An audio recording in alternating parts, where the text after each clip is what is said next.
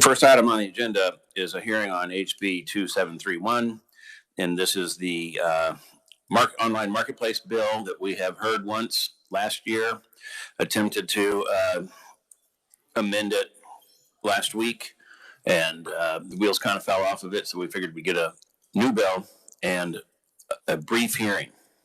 I stress brief hearing. And we agreed to have one person on behalf of the big box stores and one person on behalf of Amazon to speak today.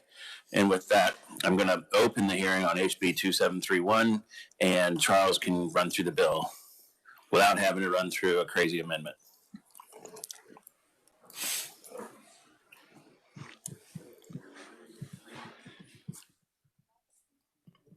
Thank you, Chairman. Thank you, Chairman, members of the committee. So House Bill 2731, I'll just remind the committee, this closely follows the federal bill, H.R. 5502. You turn to page 2 of the bill, and I'll note that the conferees have provided an excellent summary of the bill and information for you to look at. So I'll just try and quickly go through it.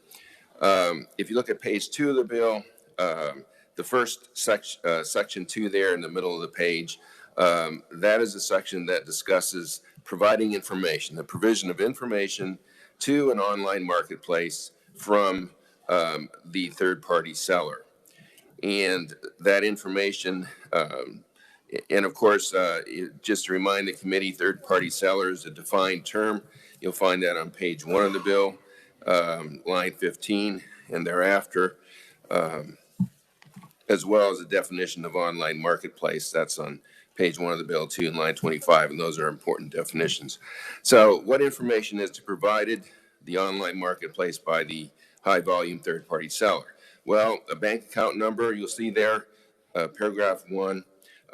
There's an alternative if they don't have a bank account.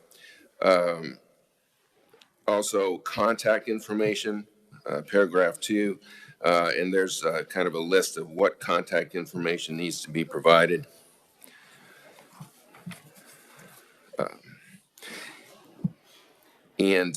Finally, paragraph 3, a current working email address, working phone number.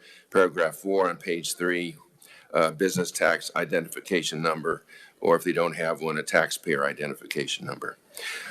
Subsection B on page 3 pertains to notification by the online marketplace to the third-party, high-volume third-party seller of the requirement to keep information current, certification requirements that the seller has to make with respect to that information that they've provided to the online marketplace, and also a provision for sort of enforcement. So the online marketplace periodically, not less than annually, is to notify the third-party seller about the requirement to keep information current. There's sort of a 10-day period that the third-party seller should electronically certify that the information is unchanged. And then in the event that they don't provide the information or certifications, there's also, again, a 10-day sort of grace period. And after that, then the online marketplace is to suspend any further sales activity of the seller. Paragraph 2 in the middle of page 3 provides for verification. The online marketplace is to verify information provided by the third-party seller and any changes to that information, and there's a 10-day period that needs to happen. I'll note that verify is a defined term. You can find that again on page 1 of the bill in the definition section there. Paragraph 3, lines starting on line 30 of page 3, pertains to the confidentiality and the security of information that is provided to an online marketplace. And we have some provisions there that the online marketplace is to maintain reasonable security procedures and practices, and also that data collected solely to comply with the requirements of the section is not to be used for any other purpose unless required by law. Section 3, starting at the bottom of page 3, deals with disclosures to consumers. So now we're moving from information that has to be provided by the third-party seller to the online marketplace. We're moving to information that is to be disclosed to consumers. The threshold for that requirement is a little bit higher. You'll notice there at the bottom of page 3, the third-party seller has to have an aggregate total of $20,000 or more in annual gross revenues on the online marketplace for these disclosure requirements to apply. The disclosures are to be made either in the order confirmation message or documentation made to the consumer after the purchase is finalized and in the consumer's account transaction history. So that's where the information is to be disclosed. At the top of page 4, we have some of the information that is supposed to be disclosed. First of all, the identification of the seller. If you look at paragraph 1 there at the top of page 4, and there's a list of the information that is to be provided with respect to the identification of the seller. You look further down on paragraph 2, line 15 on page 4, information is to be provided whether the seller used a different seller to provide the product to the consumer. A little bit for subsection B, in the middle of page 4, line 21, is an exception for the provision of that information. It provides for partial disclosure under certain circumstances, partial disclosure by the high volume third-party seller, instead of the full disclosure of information otherwise required under the bill. So there are a couple of circumstances where partial disclosure is permitted. One is if the high-volume third-party seller does not have a business address. That's subparagraph A there, starting in line 25 on page 4. Another circumstance is if the high-volume third-party seller certifies that the seller is a business that has a physical address for product returns. So if you got an address for product returns, that is even, that will permit you to provide partial information. That's in subparagraph B, starting in line 34 on page 4. And then another circumstance would be if the seller does not have a phone number other than a personal phone number, and that's way at the bottom of the page. Turning the page to page 5, we have some enforcement provisions, I think one would call them.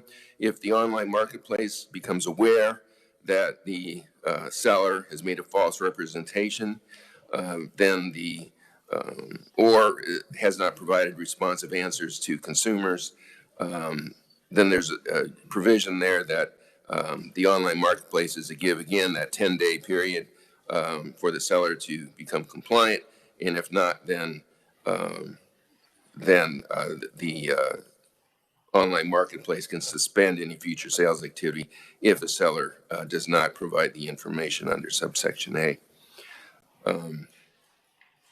There's a provision in subsection C on page 5, starting at line 14, that the online marketplace is to provide a means for consumers to report suspicious marketplace activity. Subsection D, again, that pertains to failure to comply with the requirements to provide and disclose information. If that happens, the online marketplace is to provide the seller with notice, an opportunity to correct the information within 10 days, or provide the information, and then if not, suspend any future sales activity. The enforcement provisions in section 4 are one of the major ways that this bill differs from the federal bill. And section 4 basically provides that violations are going to be enforced pursuant to the Kansas Consumer Protection Act. Typically, violations under the Kansas Consumer Protection Act can be enforced by a county attorney, district attorney, the attorney general, or an aggrieved consumer. In this case, there's a specific provision that only the attorney general is going to have the authority to enforce the provisions of the Act, although the penalties of the Act would apply in remedies. There's also a specific provision that there shall be no private remedy or private cause of action. Toward the bottom of the page, we have the bill providing rule and reg authority to the Attorney General.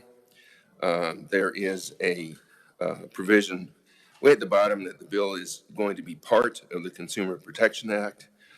There's a preemption provision, Section 5, way at the bottom, preempts local governments from regulating online marketplaces or high-volume third-party sellers with respect to disclosure of information. Section 6 is a severability clause, and then I just point out that the effective date is a little bit different on this bill. Instead of the usual July 1 of 2022, the effective date, if passed, would be January 1st, 2023.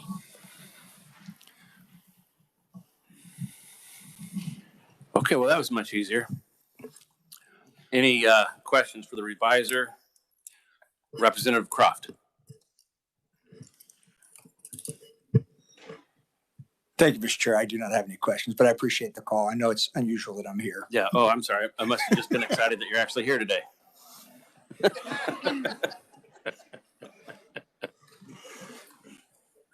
Representative Highland. Thank you, Mr. Chair. And Charles, I'm looking on page 3, which is a continuation of section 2, line 6, number 4. Do I read that as an and? Is that a requirement?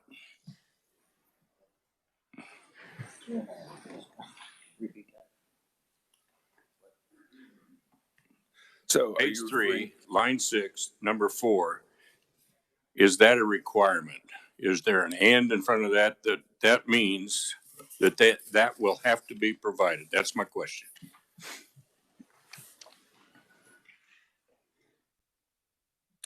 So that falls under the category of if you turn the page to page 2, if the high volume third party seller is not an individual.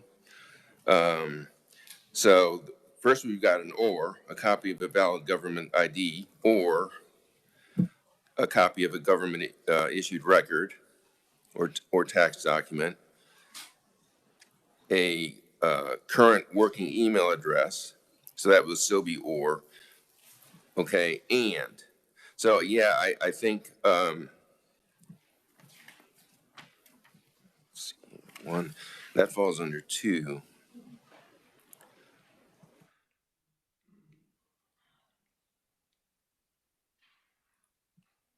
Yeah, so the provisions of 2 of little 2I, I guess, lines 1 through 8 of page 3. Those are all going to be required and applies to each of those. Thank you very much. Thank you, Mr. Chairman.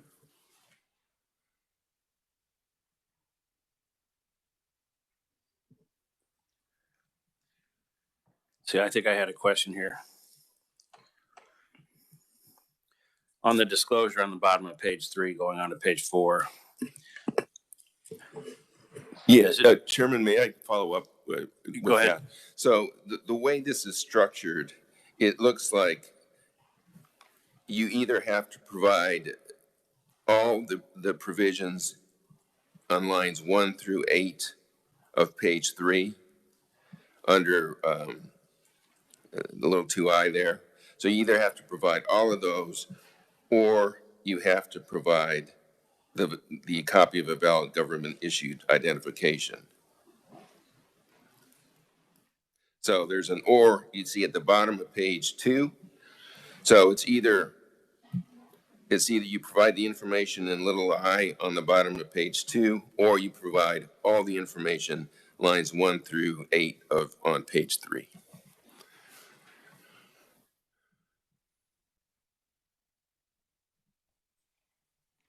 Representative Highland, do you have a follow-up? No, it's something I'll have to clear up. Representative Williams?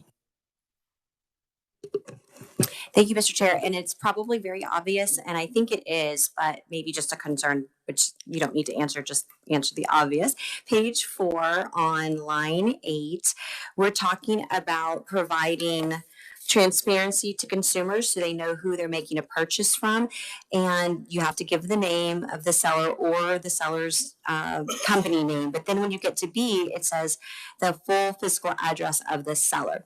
If it is an individual that meets the requirements of 20,000 or more, do they have to give their physical address of their home if they're working out of their home, or would a PO box be sufficient for that? So I think the answer to that probably comes in the exceptions for disclosure with respect to disclosure of partial information. And if I'm following your question correctly, there is a specific exception if you don't have a business address and you only have a residential street address. In that circumstance, then you can provide just partial information. And will you just point me in the direction so I can Sure. find it in the bill? That would be on lines, page 4, lines 25 through, I don't know, I guess about 33, that paragraph there. Perfect, thank you. Charles, on that disclosure, same thing. Bottom of page 3, top of page 4. Yeah, so if there is someone that's doing $20,000 or more in annual gross revenues, do they have to disclose who that person is before the purchase? Does it matter before or after the purchase?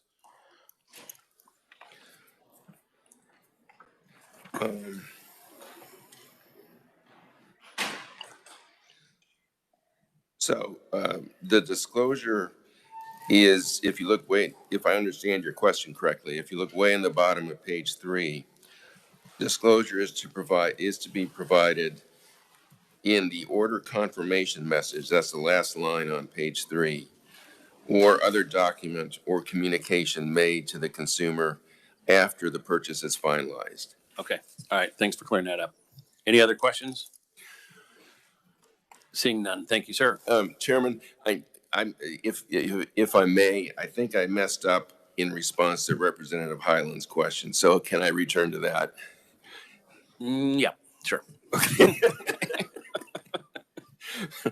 Go ahead. Thank you. So we were looking at the bottom of page 2 and top of page 3. And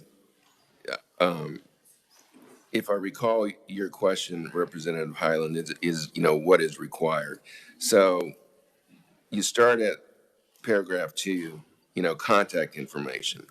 All right. So contact information includes, if you're an individual, the name. Then we go to, if you're not an individual. Okay. So in that case, it's either that government issued ID or little 2, a copy of a government issued record. And then you'll see that actually the next designation on line 4 of page 3 is a paragraph 3. So that's an additional requirement. So in addition, you got to provide a current working email address and working phone number, and you got to provide a business tax identification number. So the information that has to be provided, starts out section 2, bank account number, and then there's some variations on that, contact information, and then that's divided between if you're an individual or not an individual, and then current working email address and a business tax ID number also have to be provided. I hope that clarifies. So it is mandatory then. I'm sorry. It is mandatory then, right? The tax ID number or. Yes, it's one of the things that do have to be provided. Okay. Is that clear? Representative Highland? Sure. Okay. All right. Seeing no further questions. Thank you. Let's see. First up, as an opponent, or as a proponent, we have Mike O'Neill.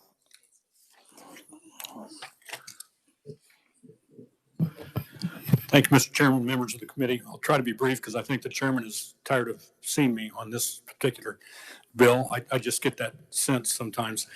Mike O'Neill on behalf of Walmart.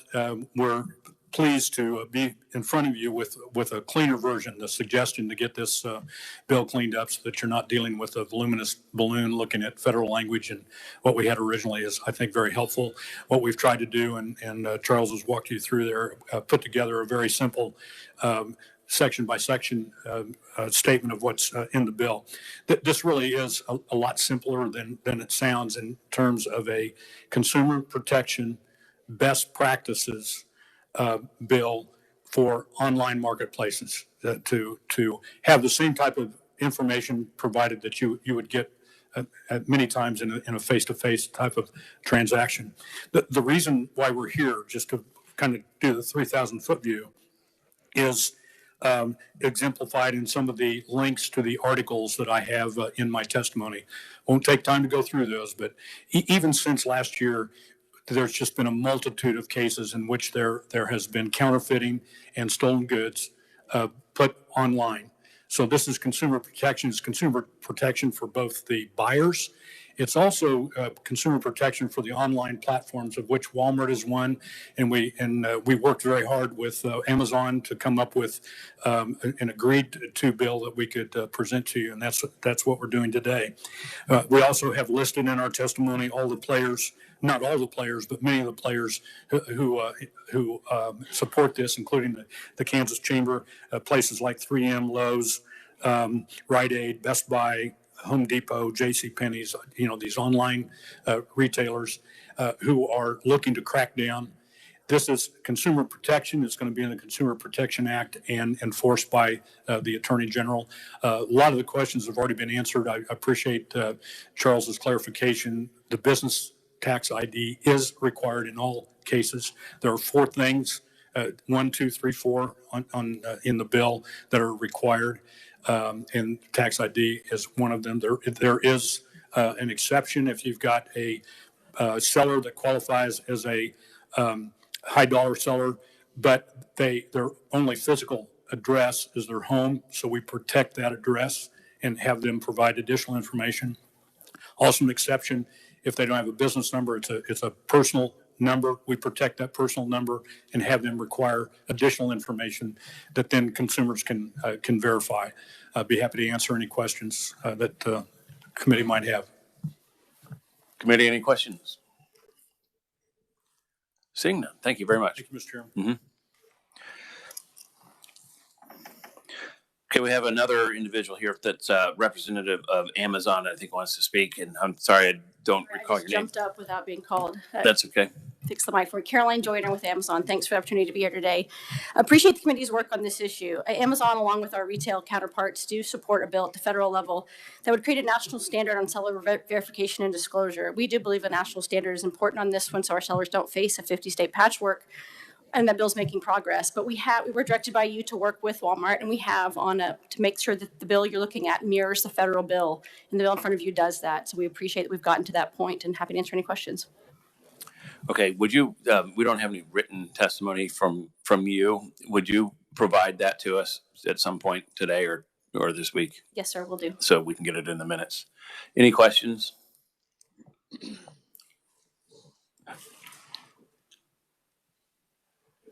Seeing none. Thank you. Thank you.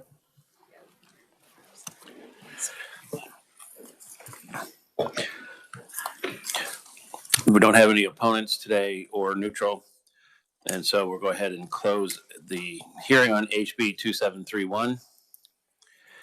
And we're going to start a discussion on the Promise Act. As I tried to explain yesterday, the Promise Act that we passed last year is a highly successful program, but there are some issues with it that need to be addressed. And there's been an attempt at that in SB 340. That has not come over yet, but it might show up in a conference committee report. So I wanted the committee to be aware of what's going on and what the issues are. And we'll get a brief discussion from Charles Reimer on SB 340 and what it attempts to do. He didn't write the bill, but he does have a bill brief that he's going to go through with us. And if we have questions, we'll probably hold them for the proponents. Thank you, Chairman, members of the committee. Senate Bill 340 It pertains, as the chairman indicated, to the Kansas Promise Scholarship Act and makes some changes to that program. So basically, I'm going to follow the memo that was provided to you, that was prepared for the Senate Education Committee by the reviser who did write the bill, and I'm just going to kind of follow through that. So just a reminder of what the Kansas Promise Scholarship Program is. It provides scholarships to eligible students to attend post-secondary educational institutions in an associate degree program or a career and technical education program. The fields that would be eligible include technology, security, mental and physical health care, advanced manufacturing or building trades, early childhood education and development.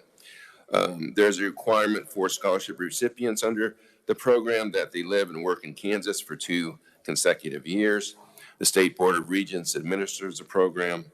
And the definition of eligible post-secondary educational institution for purposes of the program includes technical colleges, community colleges, 2-year associate degree programs, or career and technical education programs offered by private 4-year post-secondary educational institutions. And this program went into effect on July 1st, 2021. So getting to the bill and the changes. First, there are definitions in SB 340. It would amend the definitions in the program of part-time student and promise eligible program, just for clarification. Section 2 of SB 340 is going to amend or change some responsibilities with respect to the State Board of Regents, and the State Board of Regents is the entity that administers this program.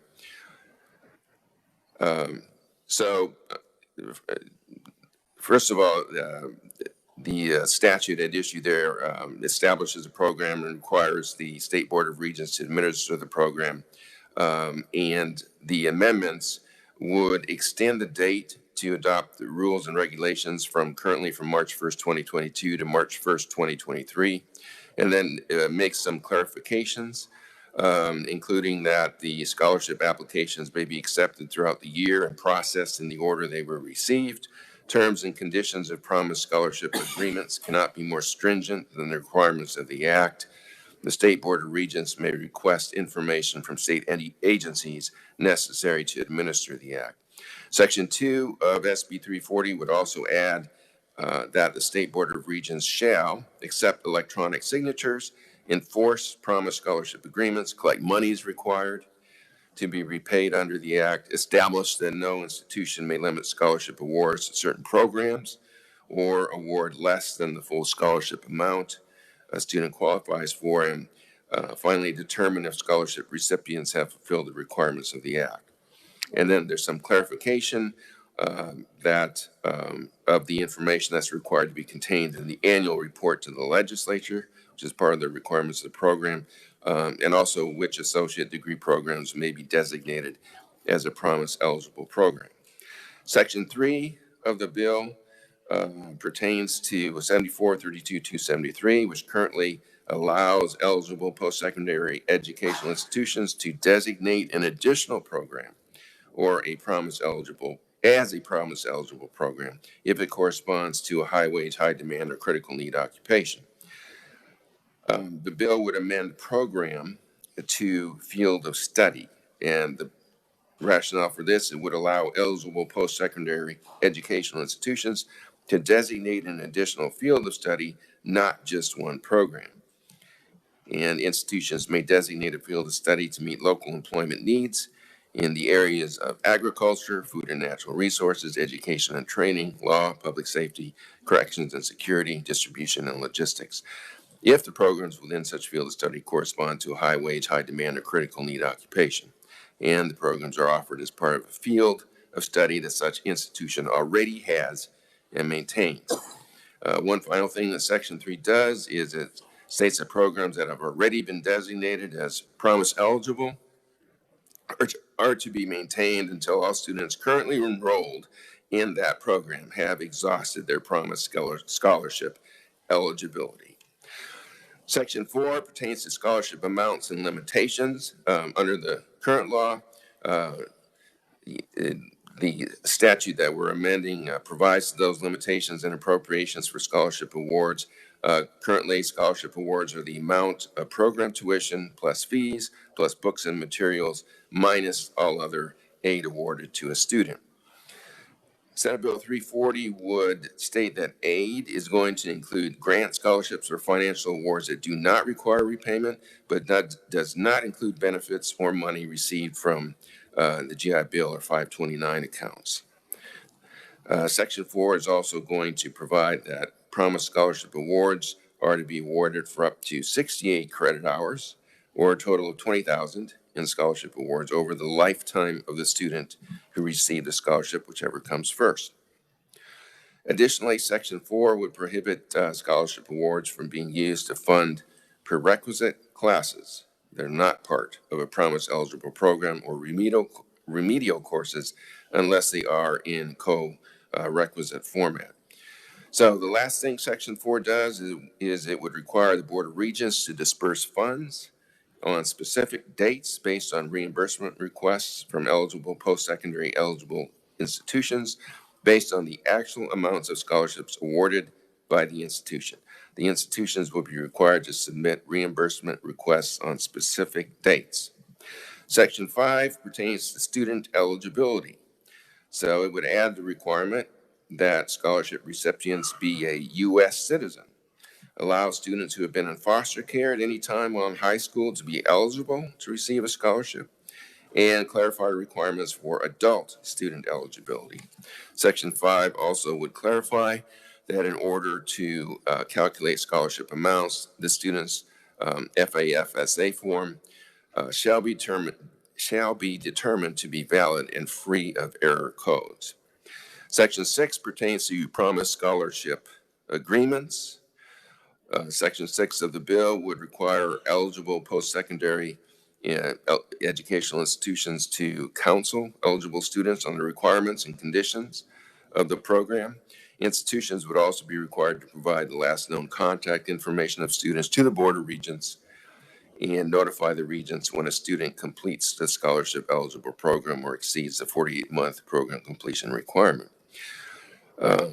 Institutions, state agencies would be authorized to provide academic, employment, residency, and contact information regarding scholarship recipients for the purpose of determining whether or not a student satisfies the requirements of the Act in the agreement and aiding in collection or recovery of any funds.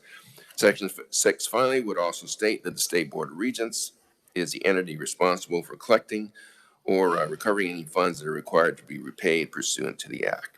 Section 8 is the effective date, and the bill would, if passed, would become effective upon publication in the Kansas Register.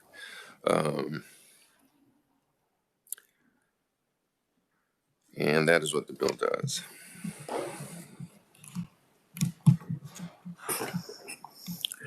Okay. Representative Sutton has a question, and he may not be able to answer it because he didn't write the bill. If not, we'll let one of the proponents. So go ahead, Representative Sutton. Thank you, Mr. Chairman.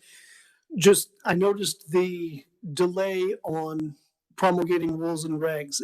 Was that because either A, we're requiring new rules and regs now, or they weren't originally finished by the deadline originally in the bill? I'm sorry, That's fine. I'm going to have to pass on that. Yep. Excellent. That's all I had. Thank you, Mr. Chair. Okay, thanks, Charles. Appreciate it. And we'll go with I only have one person down, but I know there's probably more than that want to speak today. But we'll start with Heather Morgan, Kansas Association of Community College Trustees. Hi, Heather. Welcome to committee. Thank you, Mr. Chairman. You just had a very thorough bill brief from the reviser, and I'll tell you that for all of that you just heard, the changes in this bill are really quite a bit smaller than that. After you all passed the bill last year, I hope you have my written testimony, we've awarded 643 of these scholarships in the fall semester. So that is a tremendous success. When this bill was passed in late March, We had to get everything for the scholarship program up and running by the fall. So 643 Kansas students have taken advantage of this scholarship. Of the scholarships awarded, 51% of those went to students who are studying in physical or mental health care. And as you will remember, this is a last dollar scholarship. So essentially, after all of the federal aid that they would receive from the Pell Grants were calculated, any other scholarships that they got, this scholarship just pays for that last dollar cost.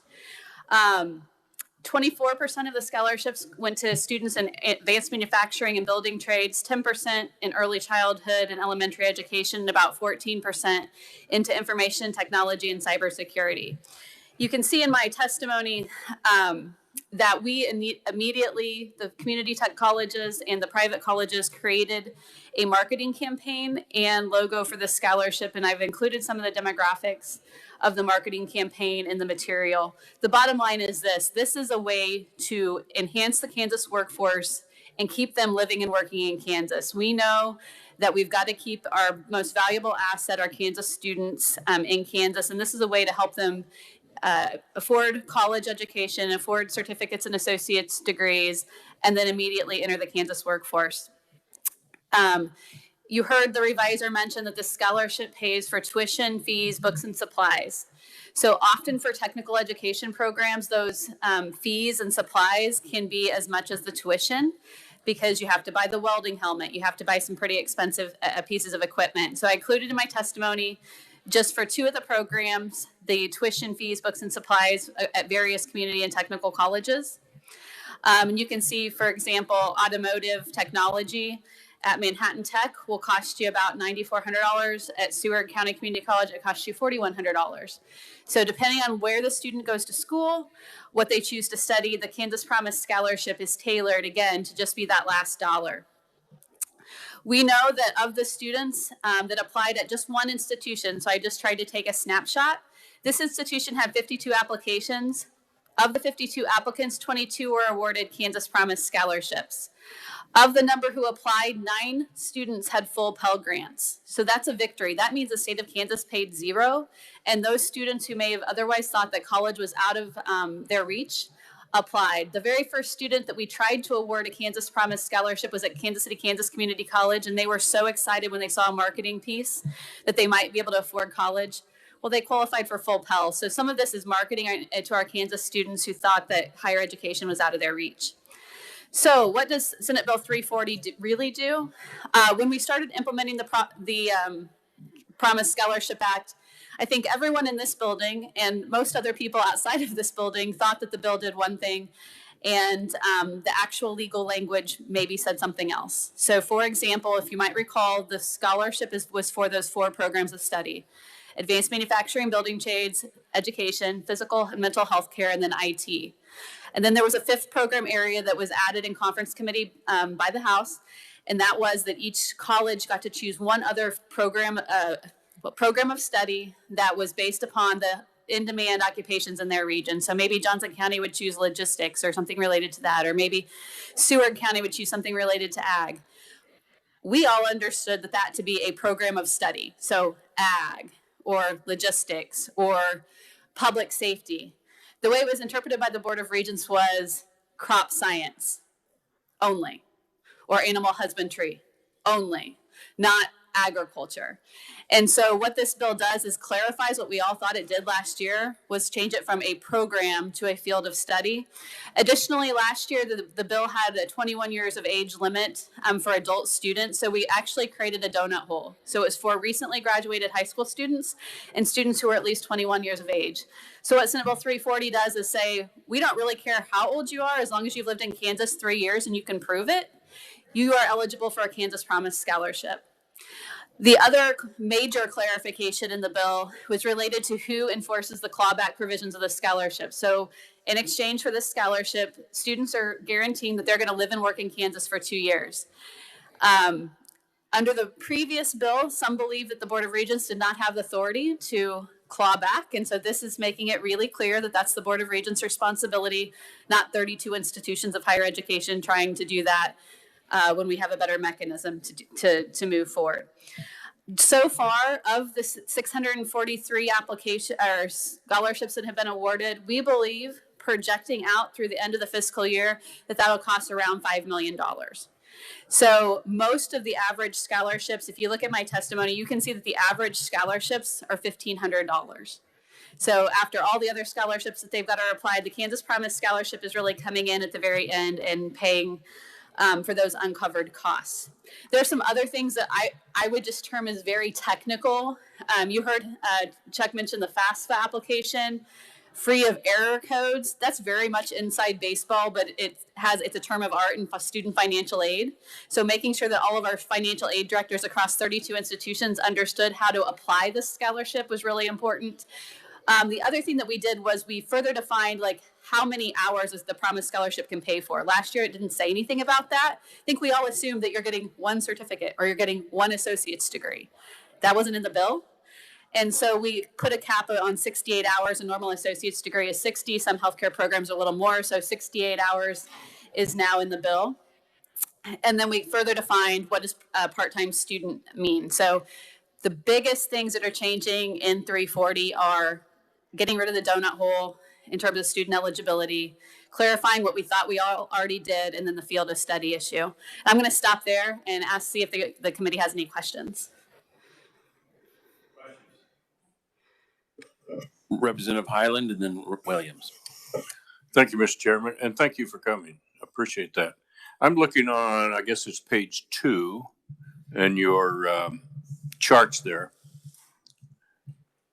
It says percent of program graduates employed in the region. I believe that's what it says for both of them. And those are impressive. However, how do you define region?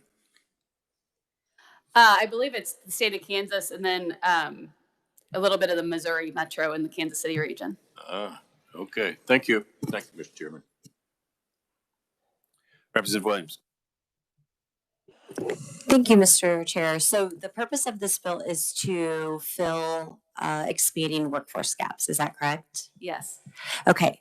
So my first question relating to that, if we have a high need for skilled labor, which we do, then why was the bill changed on page 2 to say part-time student would only need 6 credit hours per year? Fall, summer, and spring. So theoretically, I could be part of this program and I could take 3 hours in the fall, 3 hours in the spring, 3 hours in the fall, 3 hours in the spring. It would take me a decade to get a degree, and that doesn't fulfill the mission. Correct. It was initially not defined, and then in the Senate committee, that was one of the things that took over a day of hearing, just discussing that very issue. So I think that it's a policy decision. What does this legislature, the pace of which this legislature believes people need to get through the program is something that I think we're open to defining. But as it was last year, it was 6 hours, and it didn't really say by when, to your point. We don't want Hotel California students. We need to get people moving along. Okay, and then my next question relates to your comment about field of study versus program, because originally in the bill, I thought the Kansas Board of Regents was going to come up with a list of programs. So I understood it as programs, not as a field of study, and that is what was in the original bill draft, programs. But to go on that idea, on page 5, there is this huge expansion of lists that is beyond what the legislature initially agreed upon. We wanted those high skill areas of high need, and now it's expanded to fields of study that could be interpreted extremely broad. And you'll help us know how they might be interpreted by saying, when you say food, does that mean culinary school, hospitality programs? Yes. No.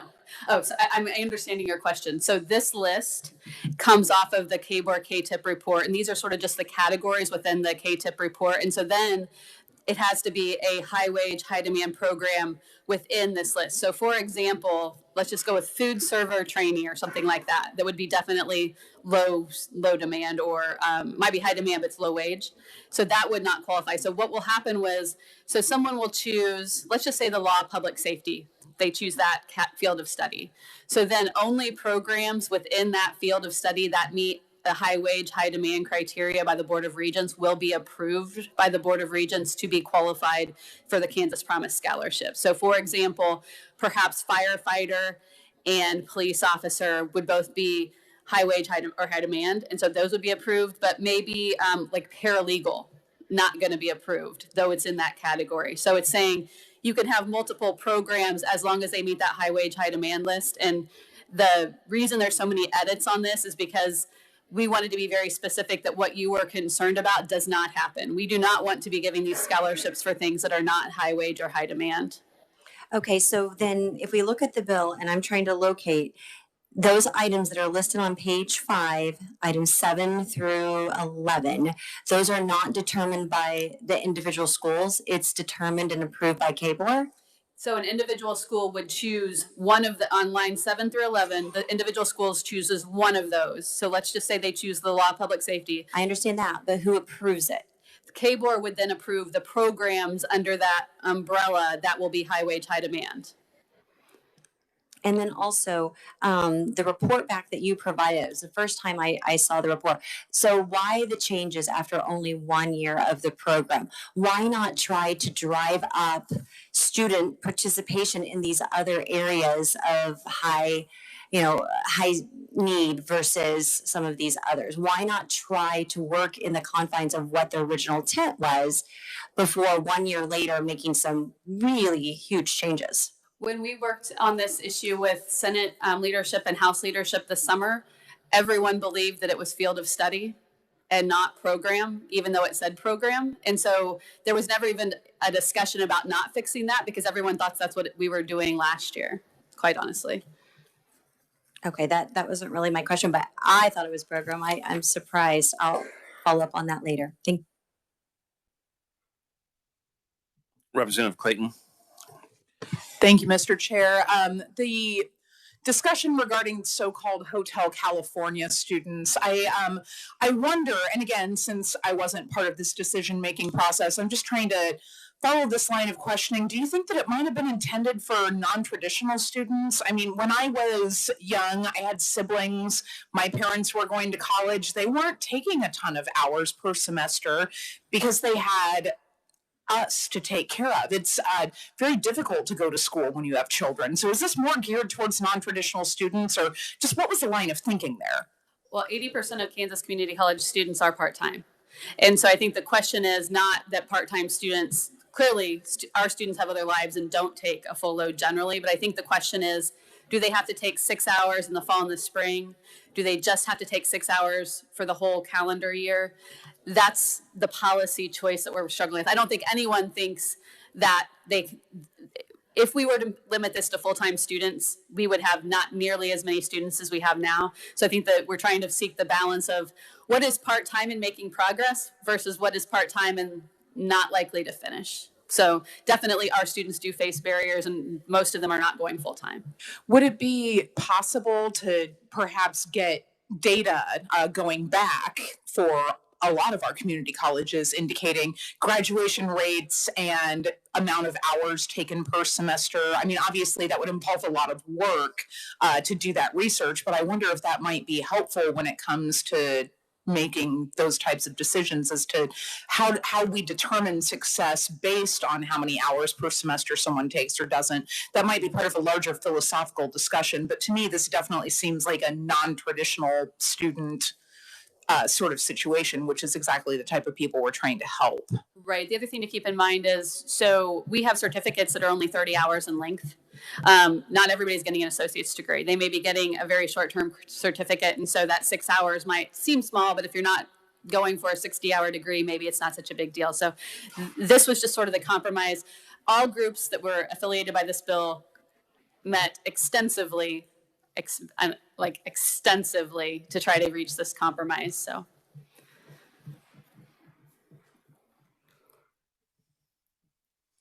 Heather, the additional fields of study that you've listed there, agriculture, food, and natural resources, that's new, but you also got rid of the fact that they have to have, in order to add that additional program, they have to have, the institution must have a field of study in information technology and security, mental and physical health care, advanced manufacturing, or early childhood, one of those. So why was that stricken?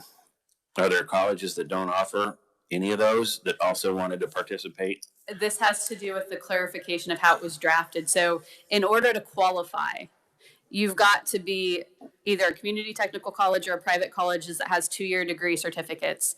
Then any student or any college who offers any or all of those all four of those areas, the 4 you just listed, are qualified. And then they're only going to get to the 5th area if they offer something in these other areas as well, because it says you must already have the program of study. So we actually added in there just clarification in the drafting.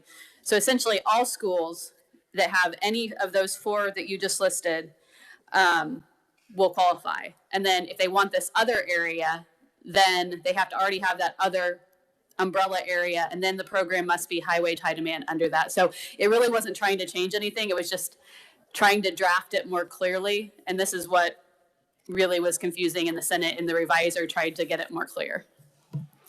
Okay, well, in the most recent version of the bill that I'm looking at, that whole section was deleted, where it says that you have to have one of those 4 in order to add a field of study. So that on page Page 5 of Senate Bill 340. Yeah, so page 5, line 5, the institution already offers such field of study, and so you want that to say the institution already offers such field of study on page 2, and then this, which I think is what we agreed. We're saying the same thing. I don't think we're against what you're saying. Well, maybe it was redundant, but I'm looking at line 21 through 27. This was just moved to page 2. I think that we're wanting the same thing because it was just redundant in the first bill.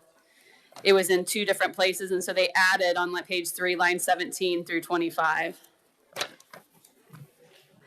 Okay, so they have to be participating in the normal program in order to choose another Yes. field of study, and they can only choose one, and it can only be changed every so many years. Is that still in there? Yes. Okay. We call it teach out provision. So if they choose one this year, they've got to teach that out before they can choose something different, 3 years down the line, essentially. Yeah, and I can tell you my intent on this original bill was if we're going to pay for someone's school, they're going to go to school. We're going to make it as easy as possible. We're going to actually pay for it. That takes away a lot of the burden. And so they should finish school in 2 years, because the whole idea of this program is to get them into the workforce as soon as possible. And if it takes several years, I'm out on that. They can pay for it themselves. That's just my opinion. Is there any other questions? Is there anyone else that wants to speak on this bill? Oh, I'm sorry. Representative Dotson, you have a question? No. All right. Is there anyone else that wants to speak on the bill? We just come on up and state your name. And if you haven't submitted testimony, we'd like to receive it today if we could. Thank you. My name's Scott Smathers. I'm the Vice President of Workforce Development for the Kansas Board of Regents. And I want to thank you for allowing me to speak today. I also want to start by thanking you for passing the Promise Act as a starting point. I personally think it's great for Kansas. I think it's great for adults trying to improve their life. And I think it's giving them allowing them to learn skills that will improve their livelihoods. As you see, we did provide, I believe, some written information to you all on the Promise Act. Just to give you, as Ms. Morgan mentioned, we've given 663 scholarships in the fall. Healthcare was by far the biggest, with advanced manufacturing being the second largest. And we've awarded in the fall a little over $1.5 million worth of scholarships. We expect by the end of the year to have awarded a little under $5 million worth of scholarships. As you know, this bill was launched fairly quickly last summer after it was passed, and we worked on it pretty hard trying to get it done. And after having worked with it for a few months, we identified a few areas that we think could use some clarification, both from a student's point of view and from an administration point of view. Senate Bill 340 addresses many of these issues. It clarifies the clawback process, responsibility and authority. It expands the opportunity for an institution to select a field of study versus an individual program. It defines that only high wage, high demand, or critical need programs will qualify, and it cleans up some of the FAFSA and residency requirements. Having said that, we do have a few additional changes that we would like to propose to this committee at the proper time. I want to thank you again for your work on the Promise Act and look forward to working with you on this bill. And I will stand for any questions. And Mr. Chair, if it will help you on a couple things, I would like to point out a couple additional items. Number one is students must complete the program within 36 months. So the maximum that they can, according to this trailer bill, they've put a 36-month time frame on it. So even if they are only taking, what we like to say is life happens. In case let's say somebody, I'll use an extreme. Let's say somebody is pregnant or is in a car accident or something and has to sit out for 4 or 6 months. That would not necessarily preclude them from being able to complete their time frame, which would be 36 months before they have to have received that. As far as the programs go, I know there was a lot of discussion on field of study or individual programs. The original bill specified program.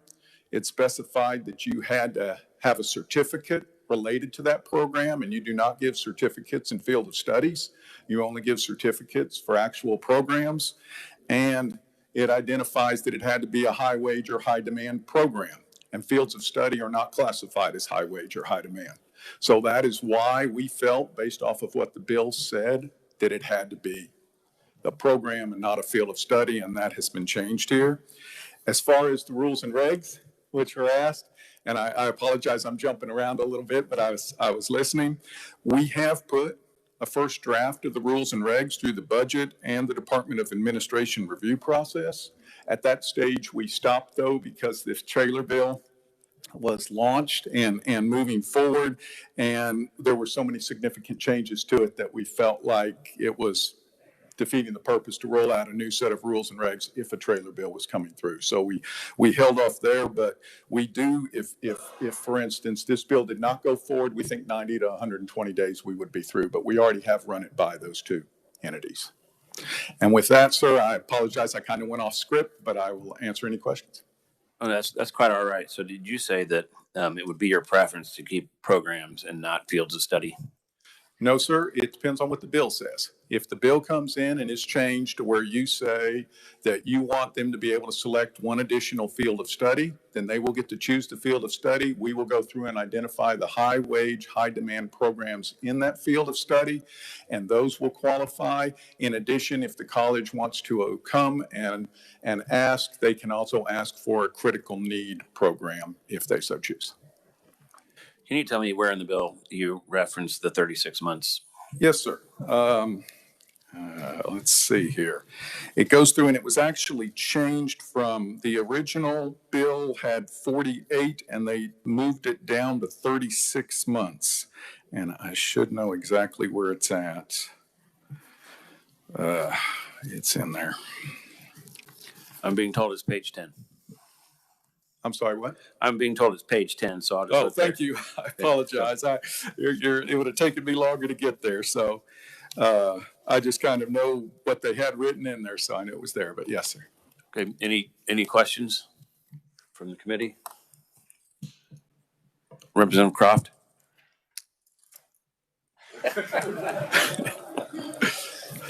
Mr. Chairman, I said earlier I thought I should have come up with a really good question, but I still don't. You're good. All right. Seeing no further questions, is there anyone else that wishes to say anything on this bill while you have a chance? Okay, well, there's no hearing to close here, but you're familiar with what the requested changes are. You're familiar with kind of what they could be.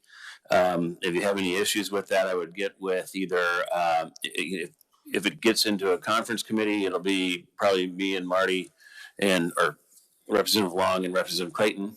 It could also go to Christy Williams committee. And so just kind of, if there's any issues that you want addressed or have problems with, just get to us so that we can address that in conference committee.